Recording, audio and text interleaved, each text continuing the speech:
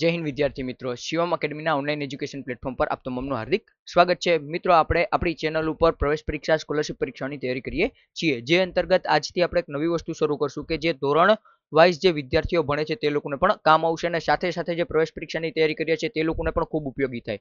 કે આપણે હવેથી ચેનલ ઉપર રેગ્યુલર તમામ ધોરણના પાઠ્યપુસ્તકના વિડીયોઝ અપલોડ કરશું. તેમાં આજથી આપણે ધોરણ 6 ના જે નવા પાઠ્યપુસ્તક ગુજરાત સરકાર દ્વારા 3 બહાર પાડવામાં આવી છે, ગણિત, વિજ્ઞાન અને સામાજિક વિજ્ઞાન, તેમાં આજથી આપણે સામાજિક વિજ્ઞાનના શરૂ કરવાના છીએ અને ડે બાય ડે અલગ અલગ સબ્જેક્ટના જોશું, જેથી કરીને પ્રવેશ પરીક્ષામાં અને જે સ્કોલરશિપ પરીક્ષાઓ છે તેમાં જીકેના અને એવા ટોપિક્સના કેવી રીતના પ્રશ્ન પૂછાય છે અને એસએટી એટલે કે સ્કૂલ એબિલિટી ટેસ્ટના કેવા પ્રશ્ન પૂછાય છે આપણે જાણી શકીએ, અને સાથે સાથે તમને એ તમામની તમામ વસ્તુ સ્કૂલમાં પણ કામ આવે, જેથી કરીને આપણે એક તીરથી બે નિશાના કરી શકીએ. તો આજથી આપણે પેલું ચેપ્ટર જોવાના છીએ, સામાજિક વિજ્ઞાનનું પૃથ્વી પર સ્થાનોની સ્થિતિ. તો વધુ સમય ન બગાડતા આપણે આપણા આજના વિડીયો લેક્ચર ઉપર ચાલુ કરીએ. પૃથ્વી પર સ્થાનોની સ્થિતિ. તો આમાં આપણે પૃથ્વી પર સ્થાનોની સ્થિતિ જોશું. કયા કયા પ્રશ્નોમાં આપણે શીખવાના છીએ, કઈ કઈ માહિતી મેળવીશું ત્યાં આપણને આપેલી છે. કે પેલા નકશો શું છે, તેનો ઉપયોગ કેવી રીતે કરીએ છીએ અને તેના મુખ્ય ઘટકો જોઈશું. ત્યારબાદ નિર્દેશાંકો શું છે અને નિર્દેશાંકોના ઉપયોગથી આપણે કેવી રીતના સ્થાનોને ચિહ્નિત કરીએ છીએ, અને ત્યારબાદ અંતે આપણે જોઈશું સ્થાનિક સમય અને પ્રમાણભૂત સમય રેખા જોવાના છીએ. તો જેવી રીતના આમાં આપણને 3 પ્રશ્નો શીખીશું. તો આ ચેપ્ટરના મેં કુલ 3 ભાગ પાડેલા છે. પહેલા ભાગમાં આપણે નકશો, બીજા ભાગમાં આપણને નિર્દેશાંકો, અને ત્રીજા ભાગમાં આપણે જે ઇન્ડિયન સ્ટાન્ડર્ડ ટાઈમ છે, આઈએસટી છે, ઇન્ડિયન સ્ટાન્ડર્ડ ટાઈમ છે, અને જે ગ્રીનિચ રેખા છે તેની માહિતી મેળવવાના છીએ. તો આપણે આજના મસ્ત પહેલા વિડીયો લેક્ચરની શરૂઆત કરીએ. હવે કલ્પના કરો કે તમે કોઈ શહેરની મુલાકાત લઈ રહ્યા છો અને કોઈક સ્થળની મુલાકાત લેવા માંગો છો. હવે તમે કોઈક જગ્યાએ જાઓ છો અને તમને તેની મુલાકાત લેવી છે, તો તમે કેવી રીતના શોધી શકશો કોઈ સ્થળ? દાખલા તરીકે તમે અમદાવાદ ગયા અને અમદાવાદમાં જઈને તમારે કોઈ જગ્યા જવું છે. દાખલા તરીકે હું લઉં કે ભાઈ આપણે સીદી સૈયદની જાળી તમારે જવું છે. સીદી સૈયદની જાળી જવું, તો કેવી રીતના ખબર પડશે? તો તમે રેલવે સ્ટેશનથી તમે કેવી રીતના જઈ શકો, શું થાય, કેવી રીતના, એ તમારે ખબર પડવી જોઈએ. તો તેના માટે આપણે શું ઉપયોગમાં આવે છે? તેના માટે આપણે નકશોનો ઉપયોગ કરીએ છીએ, અથવા તો આપણે કોઈ સ્થાનિક વ્યક્તિને પૂછી શકીએ. બે વસ્તુ થઈ શકે, કે હું સ્થાનિક વ્યક્તિને પૂછી લઉં, અથવા તો મારી પાસે નકશો હોય તો નકશો જોઈ શકું. હાલ ફિલહાલના સમયમાં આપણી પાસે ગૂગલ મેપ છે, આપણે ગૂગલ મેપનો ઉપયોગ કરીને આપણે કરી શકીએ. તો પહેલાના સમયમાં કેવી રીતના થશું એ આપણે જોવું પડે. અને અત્યારે પણ જો તમારે કોઈ એક ટ્રેઝર હન્ટ કરવી હોય, દાખલા તરીકે તમે કોઈ એક પાર્ટિસિપેટ લો છો, એમાં ટ્રેઝર હન્ટ આપેલી છે, કાં તમારે કોઈ એક સંદૂકમાંથી તમને એક જૂના જમાનાનો નકશો મળ્યો અને એમાં કીધું છે કે ભાઈ અહીંયા 1000 કિલો સોનું દફન છે, તો તમે કેવી રીતના મેળવી શકો? તો તેના માટે તમારે નકશો કેવી રીતના ઉપયોગમાં લેવાય છે તેને સમજવું પડે. હવે અહીંયા આપણને એક મસ્તીની રમત આપી છે, એમાં શું કહીશું? નાના શહેરના નકશાનું અવલોકન કરો. હવે આપણને નકશો આપેલું છે, તેનું આપણને અવલોકન કરવાનું કીધું છે, અને તમે રેલવે સ્ટેશનથી ઉતરી અને તમારે બેંકે જવું છે તેવું અહીંયા જણાવેલું છે. તો તમે કેવી રીતના જઈ શકો? તો અહીંયા તમારી પાસે નકશો છે અને ક્યાં જવું છે એ તમને ખબર છે. તો નકશો હોય તો નકશાનો આપણો ઉપયોગ ફક્ત બે વસ્તુ માટે જ થાય છે. તો કે ભાઈ શું? તો કે ભાઈ કા નકશો આપણને ક્યાં આવેલું છે એ દર્શાવે છે, સ્થળ ક્યાં આવેલું છે તે દર્શાવે છે, અને તે આપણે કેવી રીતના પહોંચી શકશું જો આપણે નકશાને વ્યવસ્થિત રીતે જાણતા હોય. તો આ બંને વસ્તુ, સ્થળ ક્યાં છે એ આપણે ખબર હોય તો આપણે કેવી રીતના પહોંચશું ને એ આપણને જણાવી શકશે. અને મેં તમને કીધું એમ કે નકશો એ ખજાનાની શોધ માટેની માર્ગદર્શિકા જેવો છે. મને અહીંયા નકશો આપી દીધો, તમારી પાસે છે, અને તમારે રેલવે સ્ટેશનથી બેંકે જવું છે, કે રેલવે સ્ટેશનથી તમારે મ્યુઝિયમે જવું છે, તો તમારી પાસે નકશો છે, ક્યાં જવું છે એ ખબર છે, તો તમને રસ્તો મળી જવાનો છે. નકશો આપણને બે વસ્તુનો જ ઉપયોગ કરાવે છે. હવે આગળ પાના નંબર 8 પરનો આપણને જે નકશો આપેલો છે તેમાં તમારે હોસ્પિટલ ચિહ્નિત કરવાનું છે, અને આ આપણા માટે મહત્વનું થશે. વાદળી રંગનો વિસ્તાર શું દર્શાવે છે? તો ક્યારે પણ નકશામાં જે વાદળી કલરનો નિશાન જે છે એ જળનું દર્શાવે છે, એટલે કે પાણી દર્શાવે છે. પછી એ તળાવ હોઈ શકે, સમુદ્ર હોઈ શકે, નદી હોઈ શકે, કોઈ પણ વસ્તુ હોઈ શકે. અને અન્ય એક તમને પ્રશ્ન કીધું છે, શાળા, નગર પંચાયત અને જાહેર ઉદ્યાનમાંથી રેલવે સ્ટેશનથી કયું સૌથી દૂર આવેલું છે તે તમારે જણાવવાનું છે. તમે એક્ટિવિટી કરશો એટલે તમને વધુ મજા આવશે. હવે આપણે આપણા મુખ્ય જે હીરો જે છે આજના વિડીયો લેક્ચરનો, તે આપણે જોઈએ નકશો અને તેના ઘટકો. મુખ્ય ઘટકોની આપણે ચર્ચા કરતા પહેલા એક વસ્તુ સમજવી પડે. નકશો એ કોઈ પણ વિસ્તારનું પ્રતિકારાત્મક સ્વરૂપ અથવા તો ચિત્ર છે. આપણે અહીંયા જે ઉપર નકશો જોયો એ જોતા અહીંયા ચિત્ર, અને આપણે જોઈ શકીએ પ્રતિકારાત્મક એટલે કે આપણો ફિઝિકલ એનું શું છે, તો કે આપણે જોઈ શકીએ છીએ અને તેનો આપણે ચિત્રણ કરેલું છે, જેથી કરીને આપણને ખબર પડે છે ક્યાં કેવી રીતના જઈ શકાય છે. અને સાથે સાથે બીજી એક વસ્તુ શું છે, તો કે ભાઈ નકશો તમે ઉપરની સપાટીની ઉપરથી જોઈ રહ્યા હો તેમ દેખાય છે. નકશો શું છે તો કે ભાઈ બે વસ્તુ, એક તો પ્રતિકારાત્મક સ્વરૂપ છે અને બીજું શું છે તો કે ભાઈ નકશાને ઉપરની સપાટી પરથી આપણે જોઈ રહ્યા છીએ. તો કેવી રીતના, તો આ નકશો આપેલો છે, ખરેખર તો આ ગામ થોડું ને એવી રીતના દેખાતું છે, આપણે તો ઉપરથી એટલે કે બર્ડ આઈ વ્યૂ થી આપણે જોયેલું છે કે ભાઈ પક્ષી કેવી રીતના જોતું છે તેવી રીતના આપણે આને બનાવેલું છે. તો તેના ઉપરથી આપણને અલગ અલગ રસ્તા વગેરે ખબર પડી શકે છે. ત્યારબાદ આ એક વસ્તુ તમારા માટે અન્ય મહત્વની છે કે ભાઈ નકશા પોથી એટલે કે એટલાસ નકશાઓનું એક પુસ્તક કે સંગ્રહ છે. તો આપણી પાસે વર્લ્ડ એટલાસ હોય, ઇન્ડિયન એટલાસ હોય, એમાં શું હોય છે તો કે ભાઈ નકશાનું એક પુસ્તક છે જેમાં દરેક નકશા આપણે જોતા હોઈએ છીએ. ત્યારબાદ આપણને નકશાના પ્રકાર આપેલા છે. તો નકશાના મૂળ 3 પ્રકાર છે.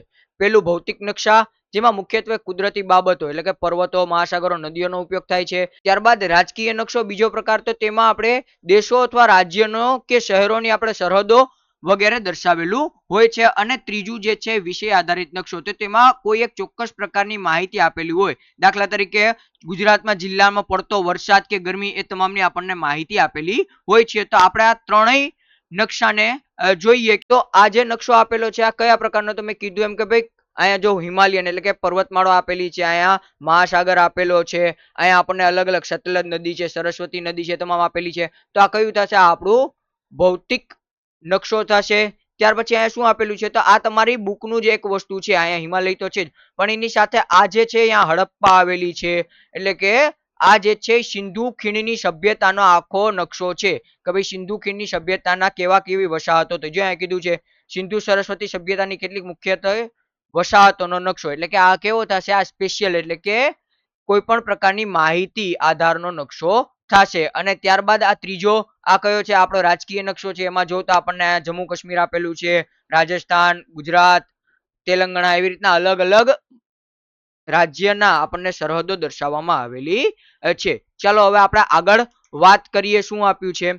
હવે કોઈ પણ નકશાના મુખ્ય 3 ઘટક હોય, તો મેં તમને ઘણા હતા મુખ્ય 3 ઘટક કયા, તો અંતર, ત્યારબાદનો મુખ્ય ઘટક દિશા, અને ત્યારબાદનો મુખ્ય ઘટક શું છે, રૂઢ સંજ્ઞાઓ છે. હવે આનામાંથી આપણે તમે બેનો ઉપયોગ 5મા ધોરણમાં કરી ગયા છો, અને બાકીનો આ તમામનો આપણે વિગતવાર ચર્ચા અહીંયા કરવાના છીએ. હવે પેલામાં આપણે જોઈએ અંતર. અંતર શું છે ને કેવી રીતના, તો હવે અહીંયા આપણને ગામડાનો નકશો જે છે, અહીંયા આપણે ઉપર જે આ ગામડાનો નકશો છે જે દર્શાવ્યો છે, તો તે આટલી જગ્યામાં આવ્યો. એક તો ગામડું ખૂબ મોટું હોય, એ ગામડા ખૂબ મોટા ને અહીંયા નાના એવા ઓલા ઉપર દર્શાવ્યું છે. તો જો અલગ અલગ આપણને અપાર્ટમેન્ટ માટે, આ બગીચા માટે, આ બેંક માટે ને એના માટે દર્શાવેલું છે. તો આપણે તો ભારત માટેનું કે ગુજરાત માટેનું કે આપણે નાનામાં નાના શહેર માટેનું કરવું હોય તો એ પણ કેવી રીતના, તો કે ભાઈ એનામાં અંતર નક્કી કરવું પડે ને, કે ભાઈ એક વિશાળ જગ્યાને આપણે કેવા નાના એવા ટુકડા ઉપર કરવું હોય તો એના માટે શું કામનું આવે, તો એના માટે આપણને કામ આવે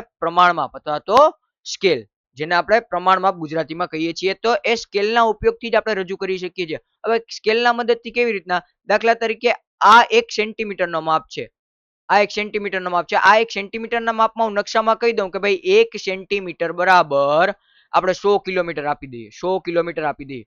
તો હું નકશામાં જ્યાં જ્યારે 1 સેન્ટીમીટરનું માપ લઈશ ને, દાખલા તરીકે કોઈ એક જગ્યા અહીંયા છે, અહીંયા હું લઉં કે અહીંયા મ્યુઝિયમ આવેલું છે, અને અહીંયા શું આવેલું છે, અહીંયા રેલવે સ્ટેશન આવેલું છે, અને આવી રીતના આપણો એક જવાનો નકશો આપેલો છે. તો શું થશે, તો કે ભાઈ આ રેલવે સ્ટેશન થી આટલો એક ભાગ છે 1 સેન્ટીમીટર થશે, તો 1 સેન્ટીમીટરનો અંતર કેટલો થયો, તો કે 1 સેન્ટીમીટરનો અંતર 100 કિલોમીટર થયો. તો એ કેવી રીતના, તો કે આપણે પ્રમાણમાપથી નક્કી કરી શકીએ છીએ. હવે જો અહીંયા તમારે નાના શહેરના નકશા તરફ પાછા જવાની જરૂર આપણે નથી, પણ આપણે આ આપણા કામનું છે કે ભાઈ ભારતનો નકશો જુઓ, જે મેં આ 5.2 ઉપર લીધેલો છે ને એ આપણે જોઈએ કે ભાઈ આ પ્રમાણમાપને નીચે ડાબી બાજુના ખૂણામાં એક માપપટ્ટી દર્શાવેલ છે, તેને આપણે લંબાઈ ઉપર 500 અને કિનારા ઉપર કિલોમીટર લખેલ છે. તેનો સીધો અર્થ એ છે કે માપપટ્ટીમાં મુદ્રિત નકશામાં 2.5 સેન્ટીમીટરનું માપ લે છે અને તે સપાટી પર 500 કિલોમીટરનું માપ દર્શાવે છે. તો અહીં આપણે આ વસ્તુ જોવાની છે. દાખલા તરીકે આ નકશાની હું વાત કરું છું, શું જો અહીંયા અઢી તો અહીંયા આવેલા નથી, પણ 2.5 સેન્ટીમીટર શું કેટલા દર્શાવે છે, 500. અહીંયા જો આ 500 લખેલા છે, અને અહીંયા જો છેલ્લે કિલોમીટર દર્શાવેલા છે. તો આ માપ કેટલો છે, આ માપ 2.5 સેન્ટીમીટર છે. એટલે અહીંયાથી અહીંયા સુધીનો માપ જો 2.5 સેન્ટીમીટર થાય ને, તો એ ફિઝિકલમાં એટલે કે ત્યારે આપણે એટ ધેટ ટાઈમ ત્યાં જગ્યા ઉપર જાય ને તો એ કેટલા કિલોમીટર થશે, 500 કિલોમીટરનું માપ થશે. એ માપ સ્કેલ માપ આપણને દર્શાવે છે. હવે આગળ, નકશા પર ચિહ્નિત થયેલા કોઈ પણ બે બિંદુઓ વચ્ચેનું વાસ્તવિક અંતર નકશા દ્વારા ઉપયોગમાં લેવાયેલા પ્રમાણમાં પર આધારિત હોય છે. હવે કોઈ પણ બે બિંદુનું અંતર, દાખલા તરીકે મેં વહાં પણ બે બિંદુનું અંતર લીધું, તો એ શું છે? તો કે ભાઈ સ્કેલ માપને આધારિત હોય છે અને તેમાં એ પ્રમાણેનું અંતર એ કાપતું હોય છે. હવે નકશો જે આપણે ઉપર જોયો ને, એમાં એક મુખ્ય વસ્તુ મારાથી રહેવાઈ ગઈ કે આ જે કોર્નર ઉપર જે આવેલું છે ને, આને શું કહેવાય છે? આ દિશા માટેનું હોય છે કે ભાઈ આ ઉત્તર છે, આ દક્ષિણ છે, આ પૂર્વ છે અને આ પશ્ચિમ છે. તો એ કેવી રીતના નક્કી થાય છે એ આપણે જોવી પડે. તો એ તમે કોઈ પણ નકશો જોશો ને, કે ભાઈ કોઈ પણ નકશો હું અહીંયા પણ લઉં, તો આ નકશામાં જો અહીંયા મેં ઉત્તરની બાજુ, આ રાજકીય નકશામાં પણ ઉત્તરની તરફ દર્શાવેલી છે. તો એવું શું લેવાને? તો એવું મુખ્ય કારણ એનું એ છે કે એના ઉપરથી આપણને ખબર પડે કે નકશો સીધો ક્યાં છે. અને મોસ્ટ ઓફ ધ નકશામાં ઉત્તરની તરફ જ દર્શાવેલી હશે, ચારે બાજુ દર્શાવેલી હશે નહીં. ટોચ પર ઉત્તર અને ઘડિયાળના કાંટાની દિશામાં ફરતે પૂર્વ, દક્ષિણ અને પશ્ચિમ ચાર મુખ્ય દિશાઓ છે. તો અહીંયા આપણે મુખ્ય દિશાઓ વિશે માહિતી મેળવી લઈએ. આ આપણી ઉત્તર, અને પછી ઘડિયાળની દિશામાં આપણે મેળવીએ તો આ શું થશે? આ પૂર્વ થશે, આ દક્ષિણ થશે અને આ ઉત્તર થશે. હવે તમારે ક્યારે પણ નકશો જોવો હોય ને, તો તમારે તમારું મોઢું જે છે ને એ સૂર્યની સામે મૂકવું. સૂર્યની સામે મૂકો ને એટલે તમારી પાછળની સાઈડ કઈ થશે? પાછળની સાઈડ પશ્ચિમ થશે. પાછળની સાઈડ પશ્ચિમ થશે. અને તમારો જે ડાબો હાથ છે ને, એ ડાબો હાથ ઉત્તરમાં આવશે અને જમણો હાથ, જે હાથ આપણે લખીએ ને, એ હાથ આપણો દક્ષિણમાં જશે. એ રીતના આપણને પાકું કરવું પડે. હવે જે મુખ્ય દિશા છે ને, એની વચ્ચેની મધ્યવર્તી દિશાઓ પણ આપેલી છે. એમાં એક ઉત્તર પૂર્વ, એક દક્ષિણ પૂર્વ, એક દક્ષિણ પશ્ચિમ અને એક ઉત્તર પૂર્વ. હવે આમાં તમે જોવો તો જો, જે ઉત્તર અને પશ્ચિમ બાજુનો જે ખૂણો છે ને, ઉત્તર પશ્ચિમ દર્શાવેલું છે. પણ આને આપણે, આ તો થઈ મોડર્ન લેંગ્વેજ, પણ આને આપણા પુરાણોમાં કયા નામે ઓળખવામાં આવતું? તો આને પુરાણોમાં આપણને જે ઉત્તર પશ્ચિમ હતું એને વાયવ્ય, જે ઉત્તર પૂર્વ છે એને ઈશાન, જે દક્ષિણ પશ્ચિમ છે, જે દક્ષિણ પશ્ચિમ છે એને આ થશે આપણું નૈઋત્ય, અને જે દક્ષિણ પૂર્વ છે એ આપણું થશે અગ્નિ ખૂણો થશે. તો આવી રીતના આ આપણા એક્ઝામ લેવલ માટે ખૂબ મહત્વનું થાય કે તમને પૂછી લે ઉત્તર પૂર્વ દિશા એટલે કઈ નીચેનામાંથી? વાયવ્ય, ઈશાન, નૈઋત્ય કે અગ્નિ? તો એ શું આવશે? ઈશાન ખૂણાનું નામ થશે. હવે મેં તમને જણાવ્યું મોટા ભાગના નકશામાં એન અક્ષરને ચિહ્નિત તીર હોય છે અને એ ઉત્તર દિશા દર્શાવે છે. આપણે રાજકીય નકશામાં હમણાં જોઈ ગયા છીએ. હવે આ આપણે નાના શહેરના નકશા ઉપરથી તમારે ફરી પાછું શોધવાનું છે કે ભાઈ બજાર હોસ્પિટલથી ઉત્તર દિશામાં આવેલી છે કે નહીં, જેથી કરીને તમારા દિશાઓનું નોલેજ કન્ફર્મ થાય. હવે આપણે આપણા બીજા મેઇન હીરો રૂઢ સંજ્ઞાઓની વાત કરીએ. હવે રૂઢ સંજ્ઞા છે ને દરેક દેશ માટેની અલગ અલગ હોય છે, અને ઘણી જે વર્લ્ડ મેપ છે ને એના માટે જે આંતરરાષ્ટ્રીય નક્કી કરેલી પણ હોય છે. હવે મોટા ભાગના શહેરો દેશના નકશા પર આ બધાને દર્શાવવા માટે પૂરતી જગ્યા ન હોય. મોટા ભાગના દેશ હોય એના ઉપર હું એમ કહું કે ભાઈ આવી રીતના ઘર દર્શાવી દો મોટા મોટા, તો એ ન હોય, કારણ કે જગ્યા બહુ ટૂંકી હોય પેપર ઉપર, અને આપણો નકશો ખૂબ મોટો હોય. તો એના માટે આપણે શું કરીએ કે એના આકારોને બદલે આપણે એના ઉપર રૂઢ સંજ્ઞાનો ઉપયોગ કરીએ છીએ. હવે વિવિધ દેશોની રૂઢ સંજ્ઞા વિવિધ સમૂહનો ઉપયોગ કરે છે. વિવિધ દેશની અલગ અલગ હોય છે. આપણે યુનિવર્સલ છે કે સરવાળાની નિશાની આપણે દર્શાવીએ છીએ ને, પ્લસ માર્ક લાલ કલરનો હોય ને, તો એ શું દર્શાવે છે? એ આપણે હોસ્પિટલ દર્શાવે છે. પણ અલગ અલગ જગ્યા માટે અલગ અલગ પણ હોઈ શકે. ભારતીય સર્વેક્ષણ વિભાગે ભારતના નકશા માટે રૂઢ સંજ્ઞાઓનો એક સંગ્રહ નક્કી કરેલું છે. તો આપણી જે ભારતીય સર્વેક્ષણ વિભાગ જે છે એના દ્વારા એક નક્કી કરેલું છે, એટલી ચિહ્નિત છે કે જે આપણા નકશા ઉપર જોવા મળતું હોય છે. તો એ કયા કયા છે? તો અહીંયા આપણને નીચે આપેલા છે. જેમ કે આ જો જે રેલવે માટે, તો આ broad gauge line, metre gauge અને રેલવે સ્ટેશન. અહીંયા જો આ કઈ થશે? આ બ્રોડ ગેજ થશે, આ મીટર ગેજ થશે. મીટર ગેજ તમે લોકો ખૂબ ઓછા લોકો જોઈ છે, પણ મારા ગામમાં છે, એટલે મારી જોયેલી છે ને મારે આમાં સફર પણ કરેલું છે. આ જે છે એ આપણું રેલવે સ્ટેશન છે. એના પછી પાકા રસ્તા માટે આ મુજબ, કાચા રસ્તા માટે આ મુજબ, આંતરરાષ્ટ્રીય સરહદ માટે એક મોટી, પછી ટપકો, એક મોટી લાઈન, ટપકો લાઈન, આવી રીતના છે. આંતરરાજ્ય સરહદ માટે આ છે, ને આંતર જિલ્લા માટેની આવી રીતના છે. પછી આ આપણો નદી છે, આ કૂવો છે, આ તળાવ છે, આ શું થશે? આ નહેર થશે, અને પુલ માટે આવી રીતની વ્યવસ્થા છે. એના પછી મંદિર માટે, ચર્ચ માટે, મસ્જિદ માટે, અને આ છતરડી છે. છતરડી માટે તમારે કચ્છનું ઇતિહાસ જોવો પડે. કચ્છના ઇતિહાસમાં આપણને જાજી બધી છતરડીઓ જણાવેલી છે. એના પછી પીઓ પોસ્ટ ઓફિસનું છે. પીટીઓ એટલે કે શું કહેવાય, પોસ્ટ ટેલિગ્રામ ઓફિસ, અને પીએસ એટલે કે પોલીસ સ્ટેશન. એના પછી આ જે છે વસાહતો માટે, એટલે આપણે જ્યાં રહેતા હોય ને એ, આ જે વસ્તુ છે કબ્રસ્તાન માટે. એના પછી જે ઘાસ માટે આ, વૃક્ષો માટે આ અને ઘાસ માટે આ દર્શાવેલી હોય છે. અહીંયા આપણો પાર્ટ 1 જે છે પૂર્ણ થાય છે. આના પછીના વિડીયોમાં આપણે પૃથ્વીનું નકશાંકન એટલે મેં તમને વાત કરી હતી એમ આપણે અક્ષાંશ અને રેખાંશની માહિતી મેળવવાના છીએ. ત્યાં સુધી જો ચેનલને સબસ્ક્રાઇબ ના કરી તો સબસ્ક્રાઇબ કરવી, અને એના સિવાયના જો કોઈ તમને સ્કોલરશિપના પ્રશ્નો હોય કે અન્ય કોઈ માહિતી મેળવવી તો નીચે કમેન્ટમાં જણાવી, જેથી કરીને હું વિડીયોના માધ્યમથી અથવા તો ત્યાં નીચે કમેન્ટના માધ્યમથી તમને જણાવું, જેથી કરીને તમારી તૈયારી પાકી થઈ શકે અને આ વખતે તમને ગમે એમ કરીને સ્કોલરશિપ મળી જાય. તો ચાલો નવા વિડીયોમાં મળીએ. ત્યાં સુધી મને એટલે કે એન્જસ અને રજા આપો. અસ્તુ. જય હિન્દ, જય ભારત, જય જય ગરવી ગુજરાત.